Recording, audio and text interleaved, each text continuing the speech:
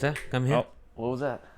That was That was yeah, exactly the same same time that I time. pressed record, so it sounded like I did it. There was a notification Salil got just now. What? Can you pass me the remote so we can shut Oh, off oh, the? oh, this. Thank you, sir. Okay, we're just gonna shut off Salil's notifications here. But it sounded like I controlled his computer from my computer somehow, but that's not the case. No, it isn't. Um, yeah. So welcome to the second podcast. We decided on a name. I first came up with the name Work in Process, like a play on words, Work in Progress, but Work in Process, but that sounds kind of stupid. So Salil was like, why don't we do Life in Progress? Which makes a lot more sense, I think. I think that's a much better title than what I said.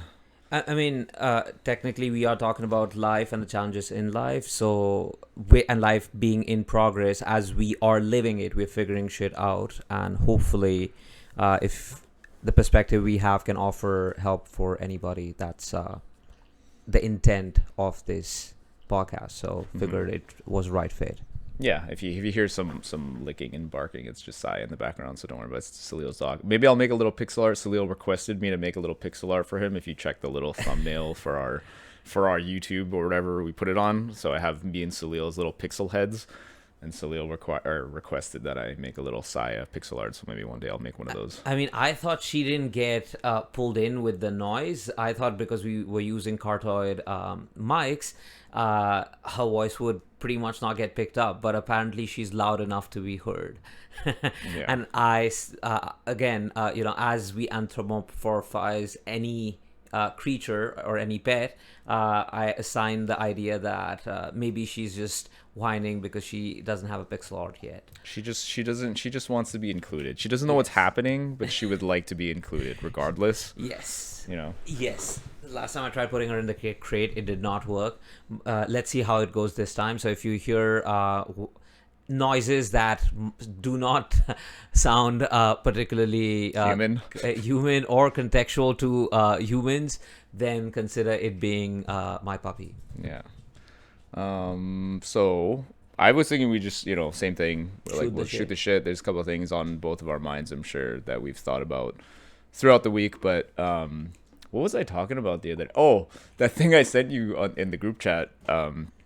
This guy, Donald Hoffman, he did a podcast recently with Tim Ferriss, and he was talking about if we take the theory of evolution seriously, and they run all these simulations and stuff, which I don't fully have a ton of faith in just simulations, but whatever. The ability for an organism to see reality accurately, I guess, is not really high on the list of survival of the fittest, or like whatever that means, right? Like being fit or like surviving, based on that theory of evolution. So like just because you can see, so we think that we see reality pretty accurately, right? Like I look at something and you think that I can see something I assume that thing is there, and we can make assumptions about reality based on our interactions with reality, again based on us assuming that the way we see reality and experience reality is accurate. But if we don't know for sure, but if we believe, let's just assume that the theory of evolution is somewhat accurate, like whoever is more fit, which could mean different things depending on the organism, but whoever is more fit will survive, to the point where we are now, or past, all the other potential other organisms that were less fit. So if we take that for granted and we just assume that, us seeing reality accurately is actually not high on the list of things that would be required to be fit for survival. Therefore, basically he's saying there's a very good argument for us not being able to see reality as accurately as we think. So his analogy is like the computer interface, right? Is like we know the computer interface, the desktop, through icons and symbols and all the stuff, and their interface with the keyboard and the mouse and all that stuff. But we don't know the reality of necessarily what's going on underneath the hood, right? Like, so what's going on with your hard drive and the nodes and all the things that are going on inside the computer. The icons and all the stuff that you use on the screen with your keyboard and your mouse aren't necessarily a good representation of the reality of what's going on inside the computer. Right. The bits and bytes and how they move and how the transistors and the ones and zeros get processed is very different from what you see as a graphical user interface. Yeah, so he's saying basically that the human interface similarly may not, it obviously allows us to interact with reality in some fashion, the same way the desktop allows us to interact with the computer, but that doesn't necessarily mean the human interface gives us an accurate representation of like what reality actually is or what's actually going on, which, you know, on at first sounds relatively like not that new. It's like, oh, can we even trust our own senses kind of thing, like lots of philosophers have talked about that, but he's taking it a step further, he says, which this is going to sound outlandish, but he thinks it's what his thesis is. So yeah, like so there's a bunch of scientists that have figured that quantum mechanics and general relativity, they don't fit together, even though they describe the universe. They're theories that describe the universe in very accurate ways, but the two theories don't agree when it comes to certain points of whatever. Again, I'm not a scientist, so I don't know all the things. But basically, because of that, some of these scientists think that space-time, which is the general theory of all things, right? The theory of everything, right? So space is time, time is space. And if you ever see those Discovery, whatever shows, or science shows, where space-time is an actual physical thing. So when the more mass, like the sun has a mass and it bends space and time, and that's what causes the gravity and fluctuations in time as well. Same thing with like a black hole and stuff like that. But based on quantum mechanics not agreeing 100% with general relativity, some scientists will say space-time, that whole general theory of everything, is doomed, like the theory is doomed, and we need a new one. And so this guy is proposing that part of the reason why, you know, that's doomed or we can't get a good handle on it is because our own perceptions may not be, you know, what we think they are. And again, he's taking this outlandish part where he's going a step further. Is I think he even suggested something like cognitive beings, we existed. There's consciousness came before the Big Bang, and it came before like all the stuff that we know in the universe. Is that maybe there's like consciousness before that. He even said, he's like, I would obviously bet against myself too, because that's just what you would do. But obviously that sounds pretty crazy to even suggest that. But he's just saying we need a new theory beyond space-time. right, and we'll obviously put links to the podcast with Tim Ferriss, as well as any. His name is Donald Hoffman. He has a TED Talk. And, right. I mean, we put links in the description. Yeah. We're gonna give links. I'm just saying that's his name. If you don't want to, like, Donald Hoffman. If you want to look it up right this second. Yes. But yes, we'll try to link at the bottom. Yeah, well. And just like another explainer of like what space-time and quantum mechanics, just so people have context if they haven't already. But in terms of what he's saying, so our perception of reality is just that. It's a perception of reality. It's not reality as it plays out, because everybody's perception of it could, logically speaking, be different. Mm-hmm. Like the way you see red could be different from the way I see red. We just don't know. Yeah. And like, I mean, we both see like a shade of red, so we both call it red. So we're just like, we will both agree on that it's red. And sometimes we don't, right? Like the blue-green dress thing, right? Oh yeah, the black and blue, or gold and white. Yeah, whatever that was thing, right? Like, so again, there are those things which essentially then help remind us that a lot of how we perceive reality could essentially be different. Mm-hmm. So again, we are living a perception of reality. I don't know what he's talking about because I haven't seen the podcast. I intended to, because when Curtis was speaking about it, I was like, oh, this sounds really interesting. I just didn't get a chance. You posted on like a group chat yesterday. So yeah, no, I just thought it was really interesting, because then they're talking about further, obviously, like this would explain, I don't know, I watched some of the alien stuff. I'm not saying I'm like a super, like, I believe all of those things, but it's interesting to hear some of the people talk about it. So like a couple podcasts I watched was the Commander Fravor with Joe Rogan, which he's like a decorated Navy pilot, and he had an experience with you. Joe And Rogan.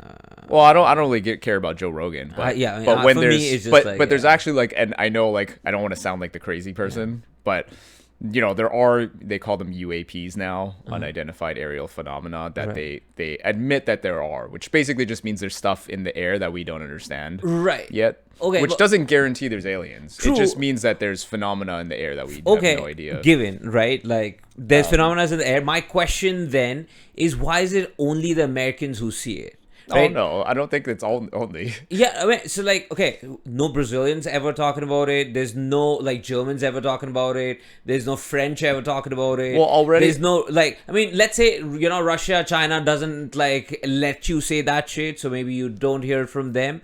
But there's like probably one other fucking country on the planet which corroborates what like the Americans think, because. I mean, Well, I that's don't- one of the reasons why I'm skeptical about that. I am too. Like Yeah. I don't necessarily think anything. Like also like another good point that like Bobby brought up one time too is that like even if there's something like super top secret, like this is gonna sound to the people that believe in conspiracies, I sound like a sheep. If you believe in if you're a super conspiracy person, I sound like a sheep. But with what Bobby brought up too was like, even if there's something crazy, super secret, no one should know, there's almost always a leak Yes. of some sort. It's like that what's that shit with the like all the Hollywood stuff, Yeah. you know what I mean? Like just something like eventually there seems to always be a leak, and like with this What's stuff, the law, Murphy's law, right? Like, if something Well, can go wrong, it will. I suppose, yeah, something like that. Yeah. And so with this stuff, it's like, yeah, there's surprisingly not that many leaks, or like the ones the ones that people think are leaks are actually not as like solid. Again, I know if you're a conspiracy person and you love this stuff, you're gonna be like, no, and you're gonna have like a list of all the things you're gonna show me, and I'm supposed to be like, oh my god, you're right, look at all these leaks. We met some of those people. But I guess it's just because, you know, when you listen to the Commander Fravor, like this decorated Navy pilot, like he just, you're like, yeah, like he's a Navy pilot. Yeah, no, I like, mean, he's you're- just probably like recounting his experience, right? Well, like, he shows you yeah. on the radar. They Yeah. have a video of Yeah, the radar, yeah, and they're like tracking it with Yep. the radar. And he's like, this is just a weird Yep, thing. Like, yep. there's no plumes. Yep. It has no inertia. It Yep. just moves. I've seen that video. I think I showed it to you, right?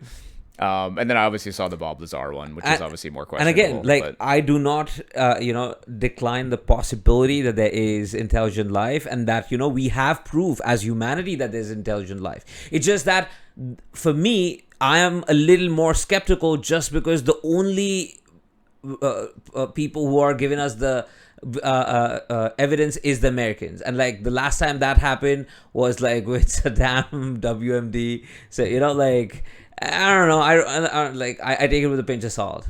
Well, I also don't think that, like, let's say even if other countries were dealing with certain things, like, Yeah. I don't think they would be that loud about it either. True. Right? Like, True. Like, U.S. is the most crazy place where you can say crazy things. People are like, yeah, you're just crazy. Yes, I mean? but like there's other places where people might just like, I'm saying this, it just doesn't exist. There's no like Indian pilot saying it. There's no like Brazilian pilot saying it. There's no Australian pilot saying this. Well, I'm just saying, like, I what about the already- rest of the fucking planet, right? Like, not one nationality. And like, I'm sure all of them have, maybe none of them have like, the Well, already the just cutting edge. but already like Commander Fravor himself and all these pilots are already like, yeah, I don't even want to tell people I Yeah, saw some yeah, shit because yeah. it's embarrassing, Yeah, yeah, right? yeah, like, yeah. because even when he came in that first time when he went back to the base, people were like, hey, did you see anything interesting up there? And he's like, oh my god, like face palm, right? Like, yeah, why "Ah." did I do this to Yeah, like- myself? Come here, sir. Sai is being a little bit active and she's not getting attention. But anyway, no, I guess the other thing that they're bringing up too is like, if we can somehow marry quantum mechanics and space-time together, we don't know what that looks like, right? We don't know what that theory might be, but but it's just, there's been hints towards, like, they talk about like black holes, and if two black holes can connect somehow, it's like a wormhole, or like I think in quantum mechanics or quantum theory, Einstein, because Einstein was trying to disprove quantum mechanics for the longest time because it didn't fit with general relativity, and he didn't believe in. So quantum mechanics is based on probabilities, So like things don't necessarily just exist as they are. They exist as probabilities first, and then when there's some interaction with them or whatever, then they decide then. So like the classic example is Schrodinger's cat. So Schrodinger's cat is in a box, and while the box is closed, it exists as a probability, alive or dead. We don't know. It's just a probability. It's neither right now.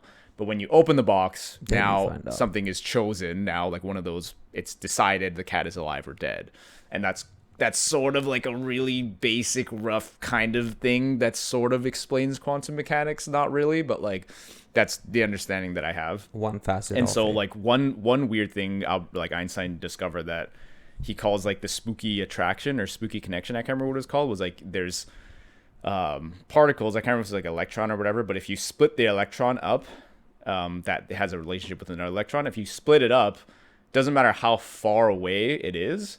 If you do one thing, something to that one electron, it'll happen to the other one. So there's like a spooky attraction there, and he didn't understand it, like he couldn't explain it. And so there's something obviously like if we can, again, we have no idea what this would look like, what this new theory would look like, but if you could marry space-time and quantum mechanics, there is that potential to maybe ignore like space-time in the way that we know it. And so like for example, the universe is expanding so fast, it's expanding faster than the speed of light, which is like a rough, that's not exactly what's happening, but that's more or less what's happening. The universe is expanding faster than the speed of light. Therefore, even if we moved at the speed of light, we wouldn't be able to reach these other galaxies at any point because they're moving faster than that.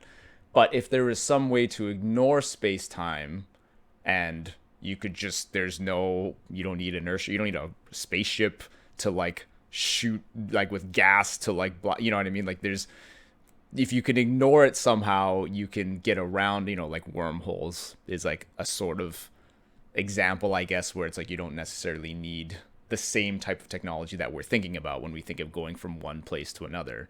Because if space-time isn't a thing, there is no distance between things. There's just you just appear, you can just be there, you're everywhere, You could teleport, essentially. kind of thing. But anyway, obviously this is all like totally like not even, they don't even know what the theory would be, and this is also, we're so early on in all of this, and we don't even know. And there's some theories that do sort of almost marry the two together, but not really. But anyway, that was just something that I the past couple of days I've been just watching videos. Like, yeah, I guess here I was up till like 2 a.m. watching these videos of trying to figure out like how much we know and stuff like that. Yeah, I mean, like connecting this to our conversation from last time, essentially, when a lot of people face challenges in life, it is because of the perception of the reality that they have, right? And the mindset around it. It's like, oh, what happened to me, the incident could be described differently by different people depending on how they perceive it. So I would say thinking about human perception and not taking our understanding of reality as the ground truth is sometimes useful in trying to assess and be better. That's a good point. I think like now transitioning hopefully into something more useful, we could put a timestamp here, right, where we stop talking about the space stuff, because I know some people like Robin probably like, oh my god, you guys are just talking about space the whole time. But it's the same thing of like when you think of your memory or the way you feel about certain events, and I know this is done in so many like tests and examples and experiments and stuff like that. You think you have like an accurate memory of like what happened. You're like, yeah, he punched me in the face, and because something, right? And you have this like very clear representation of, you think what happened in the past, right? You think I have a great memory. I remember exactly what happened. But at the same time, based on all these studies, right? And again, going back to the theory of evolution, like what does the human brain, body, mind, all of that, what would it favor for you to survive? Is it accuracy? You think by default it would be the accuracy of the event, but I mean, based on like the test, the data is like that's actually not the case, right? What's more accurate maybe is just your feelings at the time. You remember the way you felt in those moments, but what actually happened, like literally happened in reality, you probably don't always, you might, but you don't always have a purely accurate representation of what happened. And so when you think of like a lot of the events that happen in your life, this is why like a lot of this therapy stuff is useful, because it's like you can reframe the way those events happen in your brain, which doesn't necessarily mean you're changing what happened, but different angles and perspectives can dramatically change the effect that it has on you and the way you feel about it. So the word you use is very accurate, because that is so reframing, that's the word you used, and reframing is a technique which is used by highly successful people. Again, data shows highly successful people use not just highly successful, highly happy people use reframing as a tool to live a more content life, right? So, like, I mean, success, sure, being happy is part of success. So, Not according to Jen.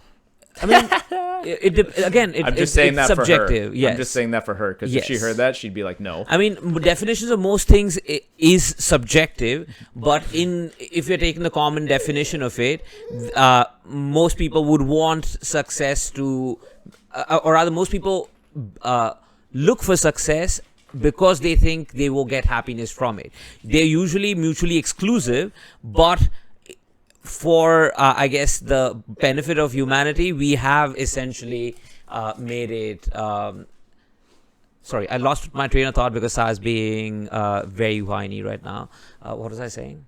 I lost you because she started whining, so I was kind of like, and then you grabbed her, so I Yes. But just happiness and success being two different things. But, Yes. But most people think that it's the same or like similar, or they chase one to get the other. Yes, and also your definition of. I mean, now we're talking about semantics, but regardless, point was that if you're trying to figure out your perception of reality, has a lot to do with how you will access a memory and how you choose to then process that memory. So reframing as a tool is extremely important in helping you just come to terms with whatever challenges, be it trauma, be it difficult memories that you still haven't processed. Reframing will help you then look at, again, like, to put it in layman terms, is like looking at like the silver lining, but again, it's more than that, right? Like, it helps you then come to terms with how to live life in like a more optimistic perspective. Yeah, I mean, I guess when I look at some people that are like quote unquote winners in my head, like the people that, again, we use the sports analogy all the time, where like you can get down on certain things, like I'm injured today, I'm slightly injured, I didn't sleep today, I didn't eat today, my defenseman is injured today, where all those things, right? Like in sports, you can use those as your excuses for why you're not going to win or whatever. Like pure winners won't even like not accept. They won't even think about those things.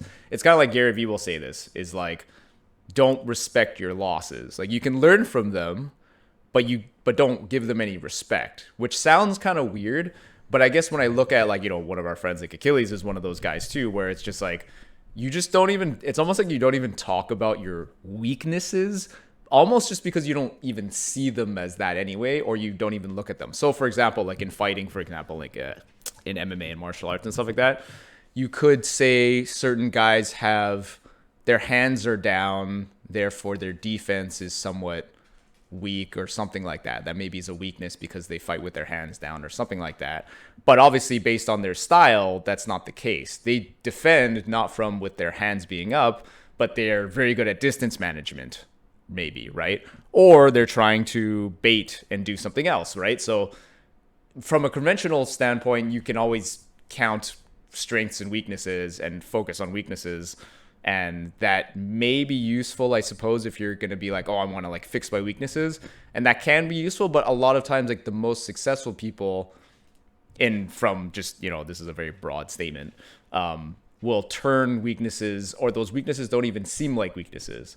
You know what I mean? So it's kind of like in soccer too. I always think about this too. It's like, let's say you fumble the ball for a second, you're dribbling, you're trying to beat someone, you fumble the ball, but the best players are so quick at like they transition it into like this natural thing of like they still get the ball and they still somehow outplayed the guy because they let the flow go. They went with the flow kind of thing, right? Like, so here's another example with fighting is like you're supposed to slip outside of the punch, right? So like you don't want to slip inside because he might hit you with his other hand in general. This is just textbook boxing, is you want to slip outside of the hand that he's punching with. But obviously there are countless examples of when you can slip inside and you could say like, oh, that was a mistake, right? That was something I did wrong. I shouldn't have slipped inside. I should have slipped outside.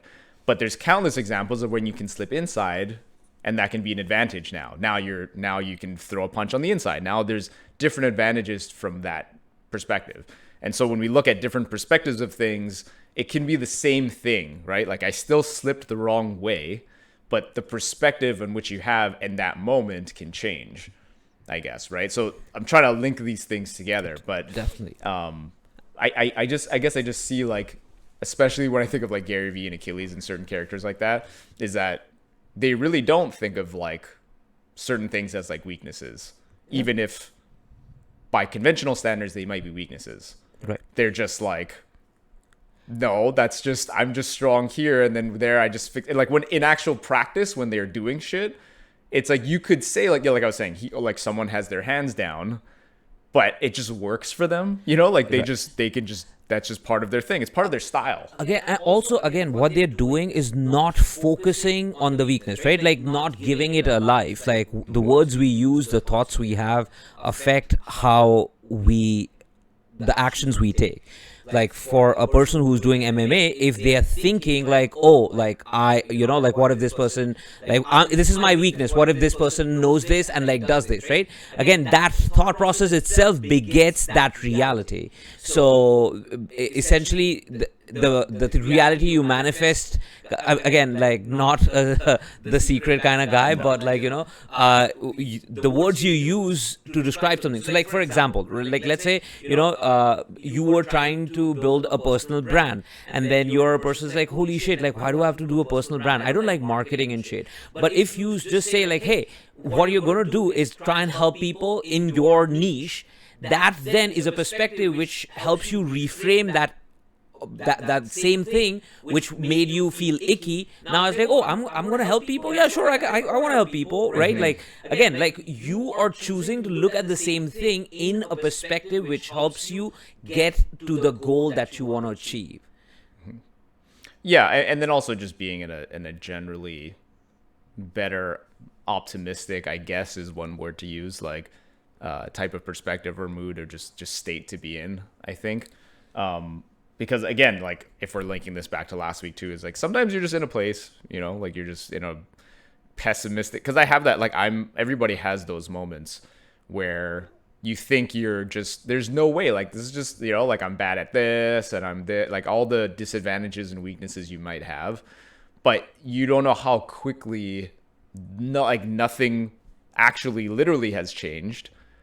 But the way you see it and the way you can like govern yourself and move about the world can change, again, just based on how you're looking at things, even though it's the same situation, right? It's the same thing when I think of like, I use training a lot because I trained a decent amount. It's like when there's a new guy that comes in who's like very inexperienced versus like when I was inexperienced or some other character that's some other guy that came in that's also inexperienced. You can see the difference between different people. It's like some people, even though they have like not even a couple weeks, maybe they've only been there for a month or whatever it is, they're just trying in sparring or when we're wrestling or whatever, they're just constantly trying. They don't even care. They're not thinking about I'm weak, I'm new, I don't have experience or whatever it is.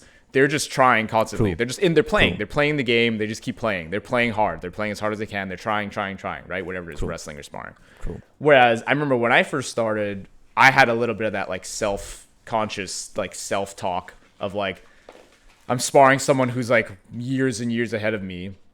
And I'm like, yeah, I'm going to throw my 2-week-old jab against this guy who's been training for like 6 years.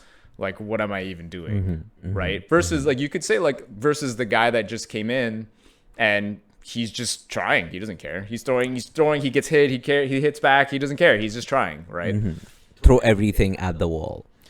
Yeah, I guess, and it's interesting because we're technically in like the same position. Like we're both inexperienced, but I have a specific way of looking at it or seeing things. True. You know what I mean? And again, like because you mentioned Jen, I think there are some people out there who might think, the pessimistic perspective is a better one. And I mean, again, power to everybody. But I think as a person who struggles with surviving, having an optimistic perspective, the glass half kind of full perspective, does help you live an extra day than not.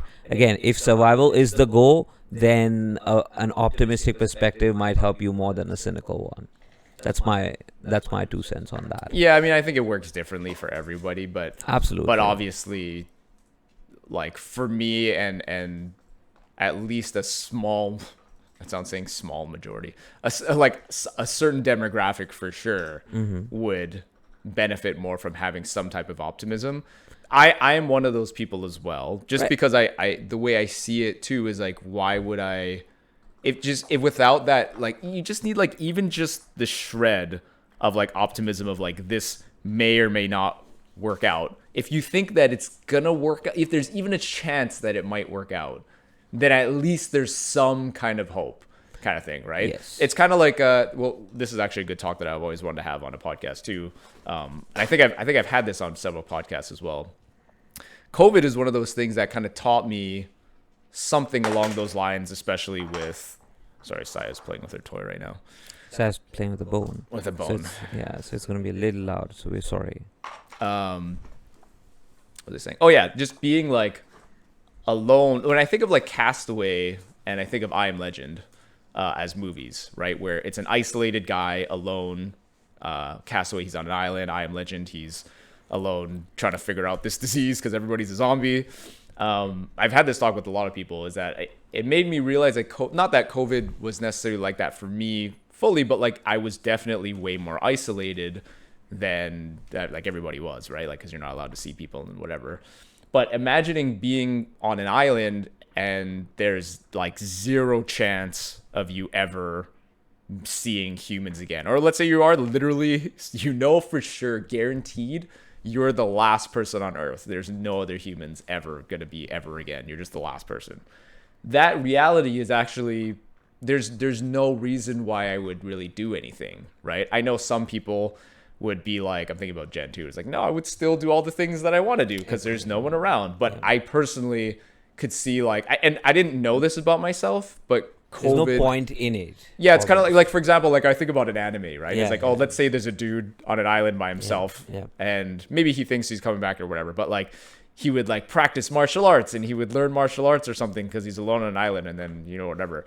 But that only is cool if eventually he gets back to some sort of civilization, and then he can use that martial arts to do something.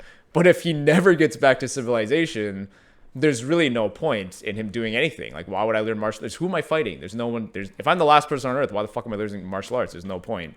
The only time when there is some motivation in those somewhat dire situations, when you're isolated and there's no chance of human interaction, wherever, is when there is some just shred of hope that you may get back to civilization, or you see in like Lord of the Rings and some of those films where there's like a diary or something, like your last days. If anybody's listening, if anybody's listening, if anybody's reading this type of thing, it's because you're imagining something in the future, some reality where someone is hopefully Right. reading Again, or there's listening. hope involved where Yeah. you're putting the hope in not just you. You've taken the baton as far as you could, and now you're passing it on. Yeah, Hopefully. To and same someone again who with the might analogy carry of like it. fighting or any type of sports or something like that. It's like football or whatever. It's like Right.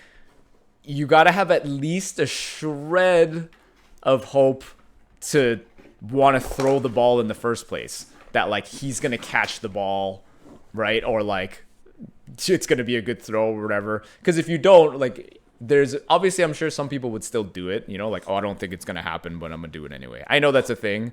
Like, I don't believe I'm gonna punch the guy, but I'll throw the punch anyway, right? But most people, or like, I could see it. First of all, your throw and your punch would be much better if you believed even just a shred. The more it's scary how far you can get from just believing. Yes. Even without the like skill or like the experience or whatever. And we're not trying to sell, fake it till you make it, but it is helpful to a certain degree, especially when you're feeling the imposter syndrome. Yeah, I mean, I don't know about. I guess the word faking, like fake, is the negative is the connotation, part where. pejorative. Well, it just you have to be very specific, I guess, about what that means. So like, Yes. there's like trying to be confident, When I you guess. don't feel it. Yeah, or like doing it for a specific reason. Yes. So like for example, like this podcast, I'm just honest about who I am and what I, like I don't know all the things. I'm just talking about life. You know what I mean? Like I always say, like I don't have all the answers. I just have mine.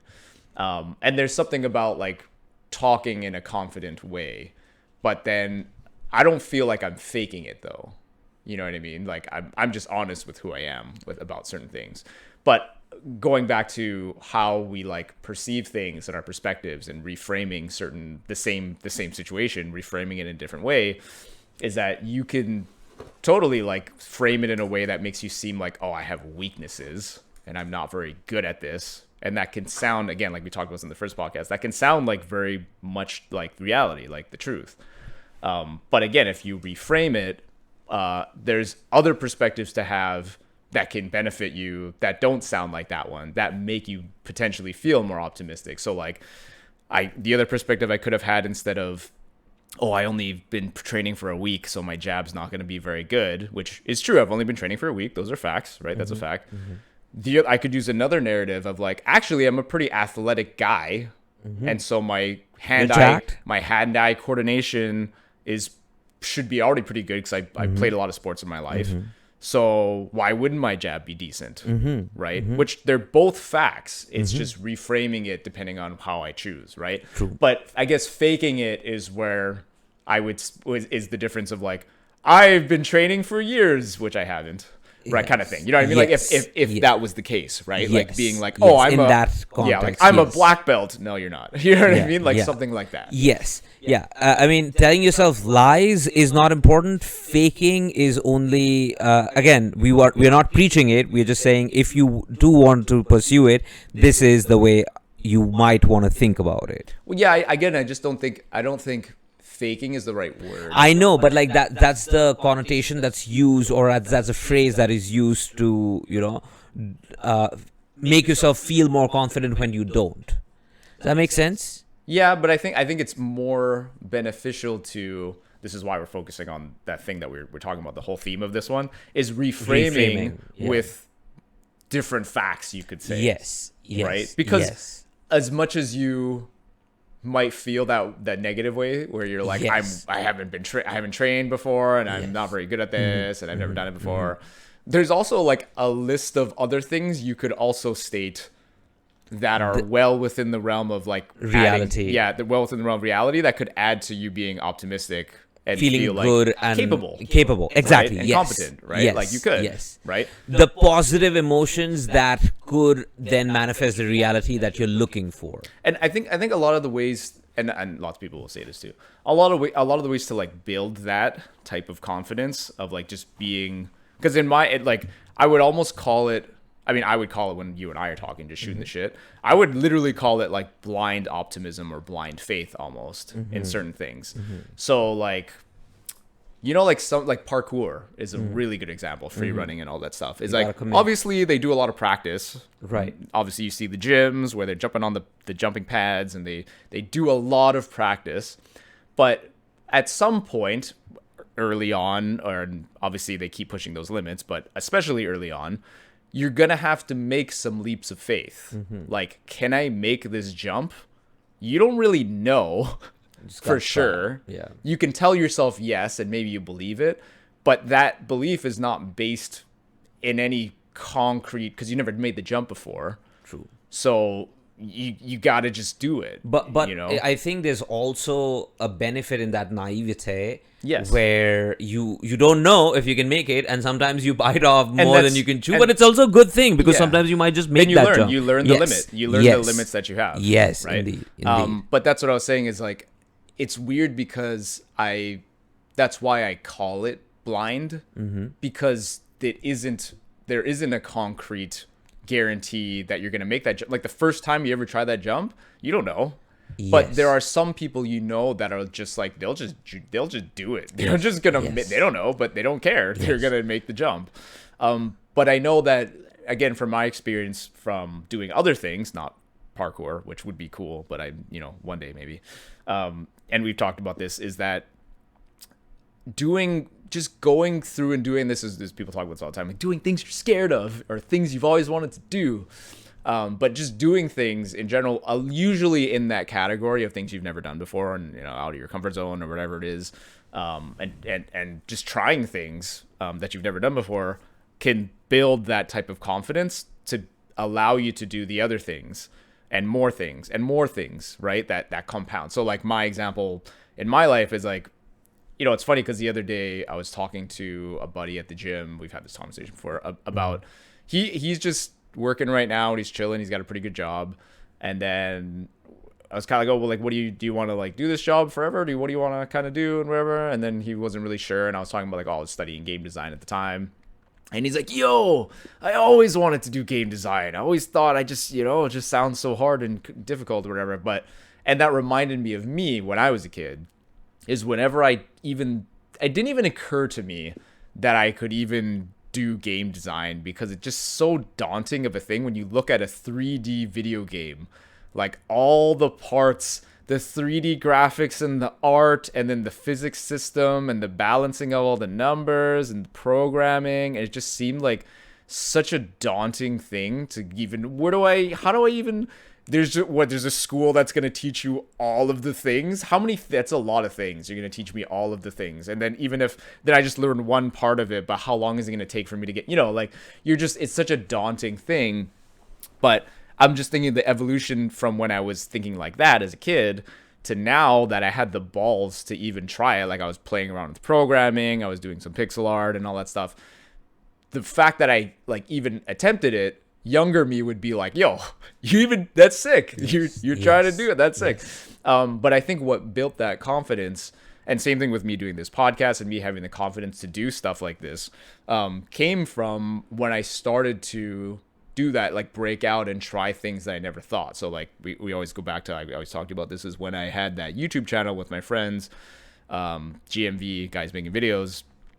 That was like a very new thing for me. And it's funny because people now are like, you're so natural on camera and you're so natural when I'm like, dude, if you knew me in high school, or even Salil, when Salil knew me, when we met, it was like, I'm a very like closed off, quiet, I don't like in a public situation or like a social situation, like I don't talk a lot. I remember even having this conversation with Salil in university. I was like, yeah, like I don't know, cause I remember you would talk a lot, and I was just like, yeah. I'm trained for social situations. It's not that, literally, I've been trained. It's been beaten, not like beaten literally, but like I've been trained for it because. If you grow up in a brown society or in an Indian society where culturally you're rude if you're not polite and not social. So like, if you're not social, sense. You're essentially rude. You're impolite. So then you have to learn how to be social. It's not a choice. It's a necessity for survival. That makes sense. So you learn it. Again, like, if I was on an island, you need to do, like martial arts would be helpful if that was a skill required for survival, but if it wasn't, if you're doing it for like finding that person who's gonna think it's cool, then it's useless unless you have the hope of getting back to humanity where it actually is valued. But anyway, no, one of the things I wanted to touch on is like the earlier point you made was like when committing, there are people who might be risk averse, right? Like the reason why some people are ready to like naively jump off and some people feel like, oh, I can't, in the analogy of parkour, is that some people are more risk averse than others. And sorry, please go on. It looks like you want to say something. Well, I guess the whole point of that I was trying to make was I could even like when you're you evolve. What you say? Your point was across that whole thing is like that you can evolve. How to break that thing, right? It's like when I'm young, it's like it's a risk for me to jump into game design as a kid because it seems like such a daunting But I thing. wanted to clarify that point that essentially... Well, like my parents, for example, like, and I'm not sure a lot of parents are like this. They're super risk averse. They're super like any little thing is like as soon as I step into my mom's house, whatever we talk about, always ends up in a like, be careful in case this happens, make sure you bring the thing because it might whatever, because just be careful because there's a story where somebody didn't do the thing and then something terrible happened, so just make sure you be careful that you just make sure you don't forget that you might have to do the thing, you know what I mean? Just this constant, like, it always ends up in Anxiety. a like, yeah, like just this Yes. like, watch out, you Yes. might fuck up, and like, oh my Yes. god, you just like, Yes. it's always the most anecdotal stuff. Like she has a story. I always bring this up because it's the funniest, one of the funniest ones. Was like, there was this family that made burgers at home. They put too much preservative in and they died because they poisoned themselves with too much preservative.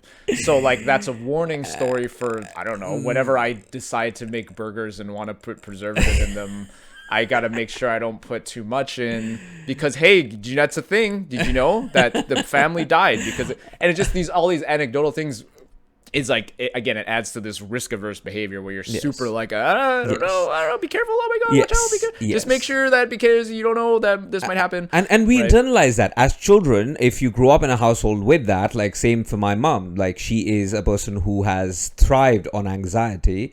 And But the problem with just staying there is like, yes, there are things that are worth being careful about, and yes, like, absolutely, right? absolutely. But the more you don't, like, every decision where you don't try, like, and take those risks kind of thing, like, again, you have to be very careful, what risk are we taking here? True. But most of these risks that we're talking about, of like, even just quitting your job, or like, it depends on what your situation is, obviously, but Fair. certain things like that, like trying this new thing, like even just like the other example I always bring up was like everybody, like at our gym, there's like a squash league, and there's a bunch of squash people and whatever. There's lots of squash people at our gym, and just someone is like, and then my manager's like, oh, you want to try playing squash? And immediately I'm like, I don't, my instinct is like, I don't play squash. I do kickboxing and stuff. I lift weights.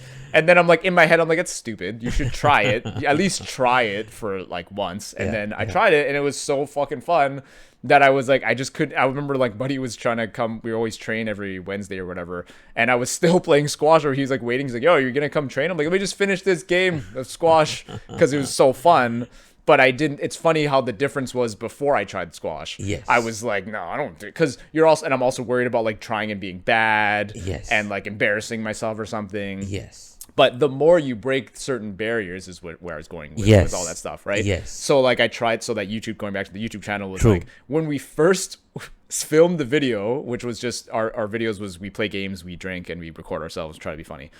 That's a very new thing for me. Whereas the other guys, some of them are like more used to being in social situations and being the funny, loud. They gather most of the attention when they're in a social. They're used to being the center of attention, or they're not afraid of that when they're in a social situation or whatever. Whereas I'm very much not. Like, you do that, whatever that test is, and they ask you, like, do you gravitate to the center of the room or the sides where the walls are? I gravitate to the sides easily. I'm very much not. I can even feel it when everybody in the room is looking at me. I already feel very uncomfortable. I still feel like that. I'm still kind of like, oh yeah, haha. I'll say something funny or whatever, and try to like put the attention somewhere else, because I'm not comfortable being the center of attention. But that experience of trying to be funny on camera for that YouTube channel was a very new thing that I've never had to do. Because you're like, in my head, I'm like, no, this was my idea. I chose to do this, to bring my friends together and record ourselves. So I can't like, oh, be cool and not whatever. You kind of just have to go for it, because it's because the biggest thing was like, I decided this was my idea. So what am I going to be cool and not? No, of course you got to like try to do it. And so that broke a huge barrier for me of like trying something new, doing something I'm not used to doing, being sort of attention-y, like trying to like be funny on camera. And that's one of those like big steps that I'll always look back at, like, yeah, that was like a huge barrier that I broke. And that started the momentum of all these other things. So I've tried a bunch of things now, right? We tried that. We did a sitcom, we did skits, we did podcasts, I did vlogs with them in that channel. So there was a lot of barriers that I broke trying new things that I wasn't used to. Same thing with the vlog. Like even though we filmed that one, doing a vlog was something else. It was different, right? Because you're not, there's no plan. I literally would show up and just pull the phone out and just start recording. So I could see them being awkward the first couple times too, because like someone just shoving the phone in your face, like just be natural, right? But they got used to it too, right? It's like you're just like, oh, you're breaking barriers. You're breaking barriers. And so like now, fast forward to all the things potentially that I've tried. Not that I've done like a whole bunch of things, but I think I've done enough stuff. More than you did before. You didn't. So. Yeah. So like when I one day was thinking about game design, the barrier for me to try and do it seemed just not that big of a deal. It's like, I'll try it. Like, I'll try it. You know what I mean? Like, I wasn't like, oh, for sure I can do it or whatever. I was like, maybe I can, maybe I can't. But just that barrier of, do you want to even try it? I'm like, yeah, I'll fucking try it. I'll at least try it. Makes sense. Yeah. No, and so just to summarize, right? So essentially, if you are a person who thinks you are risk averse, that's not permanent. If you think you are, looking to change and try and get out of your comfort zone, the only way to do it is getting out of it, right? Like trying to do one thing more that is out of your comfort zone that you couldn't the day before. That's pretty much it. And that progress by itself is a self-fulfilling prophecy, because that will, and obviously, when required, use reframing to make things that were unpalatable before into something more palatable and something more doable. And again, that's the recipe towards going and getting what you are looking for. Otherwise, you can stay stuck in your ways. You can, stay in a rut. And again, there is learned helplessness with people as well. Sometimes we want to feel a certain way, right? Like, remember, like you were saying, like sometimes you're just like in like a shitty place. You're like, yeah, let me be here though, right? Mm-hmm. Shinji from Evangelion. Yes. And essentially, the only way you can get out of that shitty situation is if there is just like some modicum of wish or like an urge to get out of that shitty situation. So please go. The will, exactly. And so to reiterate your story, being risk averse, although was somewhere you started, the way to evolve through it was stepping out of your comfort zone and doing one thing more different than you did before. Mm-hmm. It helps obviously when it's something that you're relatively excited about. Not Absolutely. necessarily like you don't have to, like if you don't know, because that where that comes to is people are like, well, I don't know what I'm excited about. Right? That's true. Then you got to try different things and find out if something is there that like the idea of which again, you probably don't know about enough stuff if you think that you're not excited by something. You haven't found enough stuff. Yes. And there's shit tons of stuff out there. Like we live in 2022. Yeah, I mean the analogy is like food. Yeah, at a buffet. Right? Oh, dude, I've spent hours. Like I live downtown Vancouver. I've spent hours just trying to decide what the fuck to order. Choice paradox is a reality in 2022. And choice paradox is the idea where there are so many choices that you're overwhelmed that you're not able to take a decision. Yeah, but then it's actually nicer to realize that relative to, because the analogy that I'm using with the buffet thing is like, there are a lot of people that are like, they only like their one or two things, let's say, like fries or whatever, chicken strips and fries. Yes. And then they'll always just stick to that. Let's say they don't have chicken strips and fries, and they're like, yeah, I don't have my chicken. What am I gonna? Your life is so shit. I have no chicken strips and fries. And it's like, like you're saying in 2022, especially if you live where we do, it's like you live basically in a buffet. You can try like a lot of different things. Have you tried all the things? Because you don't. It's like like recent. And I'm not a huge. I eat fruits, but not like very many fruits. But I was trying to like convince myself to like blueberries. And the first time I ate blueberries, I was kind of they're kind of whatever. I don't really like, because I never really ate that many blueberries. But then one day I was really, and then even that, like you're already like, maybe I can write off blueberries right there. But I still had some left, obviously. So one day I was like, I need a fruit. And I'm like, I'm gonna try them again. Yeah. And then I was like, actually, blueberries are pretty fucking fire. Yeah, so maybe the Actually, first time you tried them, they were not ripe. The second time you tried them, they probably were. No, they tasted the same as just the mood I was in. Ah, interesting. But that's also another thing. Yeah, that's what I was saying, right? thing. That's another thing. Is like you might have tried, whatever martial arts or like tried game design or whatever one day, but like if you really are curious about it, try it again. It's like you never know. True. You know what I mean? True. And then the last thing I think I want to end with this, because this is what this reminds me of, is like so many people that like have a lot of the people that like see my Instagram and they scroll to the parts where I'm talking to the camera. They're very like, wow, like you're one of those people. Like you can just talk in front of the camera. Like, wow, I'm not one of those guys. I'm like, I wasn't one of those guys.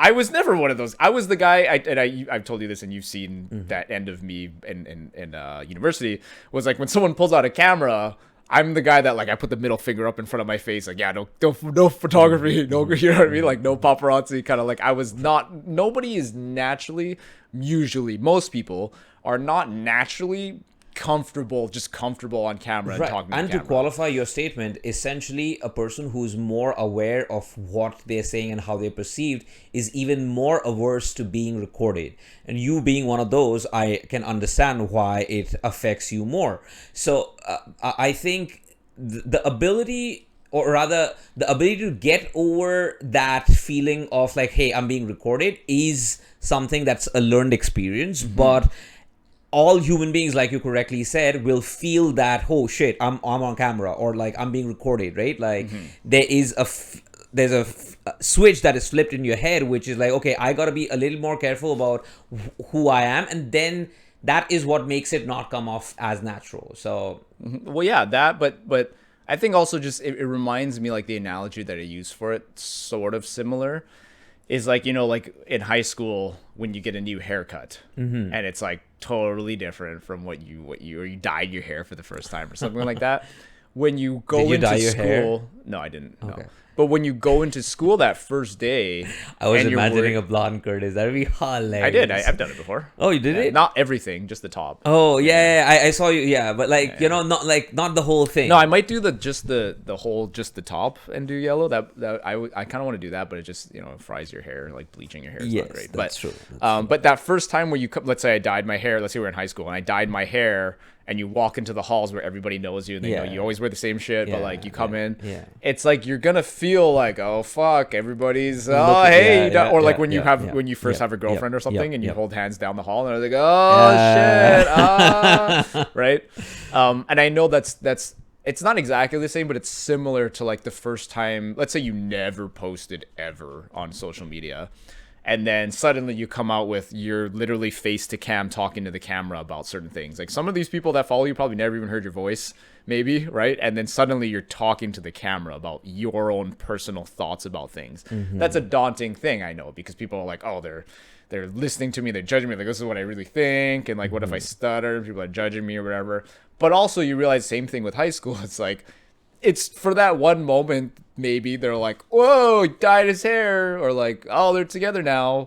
But you realize like the rest of their life, that doesn't matter. Like literally in a day, maybe at most, one of your friends might go home and be like, wow, Kurt dyed his hair today.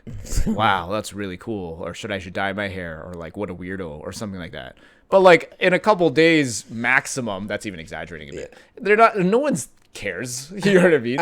And they like, a lot of people live their lives based on how they are perceived. And again, I think that's a great topic for next week. I think master slave morality and expectations, I think, would be a good continuation to this. Yes. So I think we'll leave you there with that, and catch you next time. All right. Thanks for listening, guys. We'll catch you in the next one.